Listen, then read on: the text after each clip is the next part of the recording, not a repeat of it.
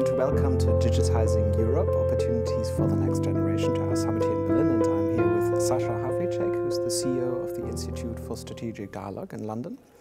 Welcome, Sasha. Thank you so much, David. Sasha, the Institute for Strategic Dialogue has just published a report called Europe's Got Talent. It's really about the question, what has to happen to unfold this potential for growth and also for opportunities and new employment opportunities for the next generation. Could you just tell us a little bit more about the key findings of that interview-based report and how it was produced? Absolutely, David, and thank you so much for the opportunity. Europe's Got Talent is about the potential that we have and that we're not reaping at this point in time. And so we were looking in some sense at the three pillars of the digital economy: education, learning, of course, absolutely central. We know that we have a massive skills gap, but it's not just a skills gap, it's a motivational gap. Young people are sort of interested in this area, but really not aiming at going into the digital sector in the ways that we need. And we have a huge amount of jobs in this space that require filling and are not delivering the skills that we currently need. We're looking at it from the perspective of education, from the perspective of changes that we need to see happening in the workplace. This digital generation, digital natives, have very different expectations of their life, their work, the way in which they structure the two together. And so innovation is going to require workplaces to think and to collaborate across generations in terms of finding new hierarchies, new patterns of work together.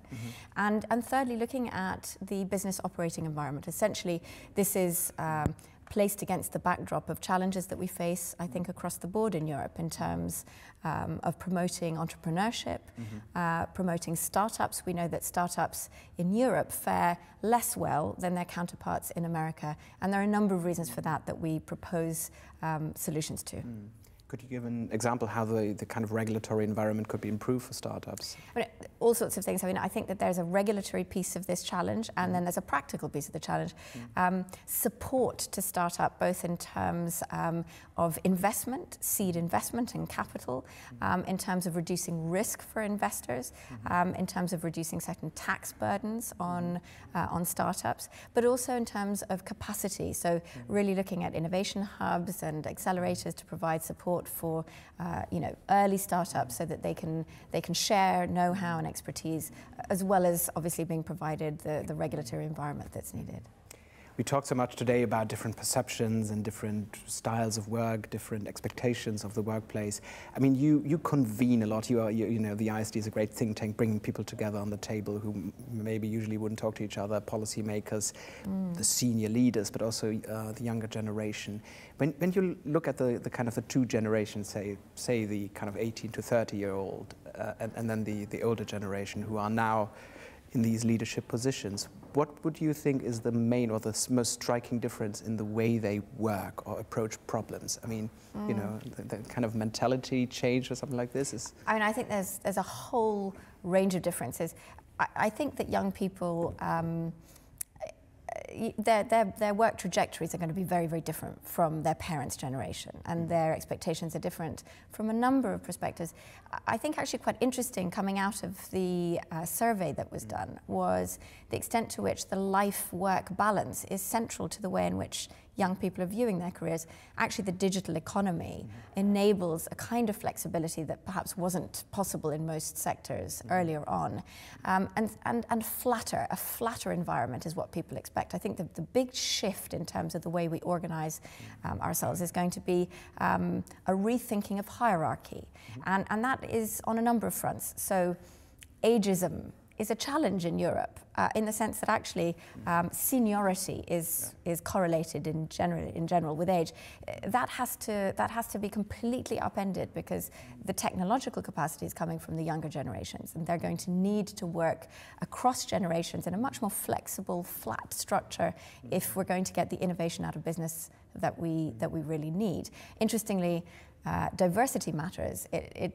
We found that women tend to have a better track record working across generations, understanding the young in the work environment. And so again, a good example of why diversity is important. Maybe just in a nutshell, what do you think is really the kind of nucleus message for younger people? What should they do to get ready? If you would just put it in a couple of sentences, what would you, based on that report, advise to young people to get ready for the world of tomorrow? I think that actually one of the things that came out of the research was the extent to which actually there's a lack of knowledge of the IT sector. Of the ICT sector as a whole. And I would say to young people that this is a space that offers opportunity for creativity and great opportunity in terms of employment at a time when we have massively high unemployment. I think that there's a job to be done by young people, of course, in collaboration with educational institutions and companies. Companies, I think, have a major role to play here in providing more information about what is on offer in this space.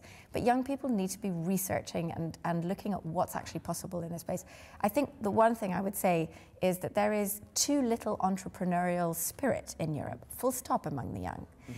In Italy and in Spain, you saw that respondents said that they would very much like to start their businesses, but that was in a negative light. It was because there was nothing else on offer. Jobs, other career paths were somehow not on offer. And so they were looking at entrepreneurship as a last resort, as opposed to as an aspirational avenue. That, I think, would be a very different picture if we were to ask those same questions in America or indeed in Asia. So I would say entrepreneurship is absolutely critical, and this generation needs to be much, much more aware of the opportunities in entrepreneurship as a whole and in ICT in particular. Sasha, thank you so much for your time. Thank you very much.